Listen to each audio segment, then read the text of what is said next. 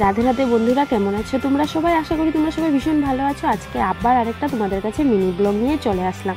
সকাল এখন বাজে 9টা, মাত্র ঘুম থেকে উঠলাম জানো বন্ধুরা। মানে বাপের বাড়ি গেলে না কি যে একটা হয়ে যায় শরীরের মধ্যে, নিজেই বলতে পারি না। তো এখন ঘুম থেকে উঠে আগে প্রথমে দেখতে গেলাম মায়ে কি করছে। তো গিয়ে দেখি মা সকালের খাবার তৈরি করছে, মানে মোটামুটি রেডি হয়ে হোক, মুখ টুক ধুয়ে আর কি চলে আসলাম।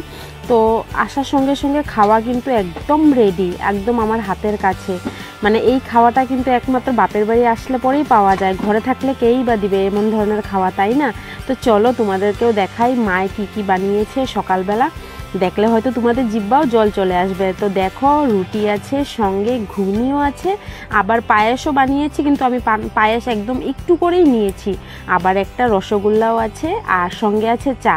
তো চা তেমন একটা আমি বেশি একটা ভালোবাসি না। তো এদিকে বোনও বসে গেল খাওয়ার জন্য। তো ও বললো তো চল আমরা ওই রুমে গিয়ে খাই, কারণ পুচকাটা ওই রুমে একটু দুষ্টামি করছে।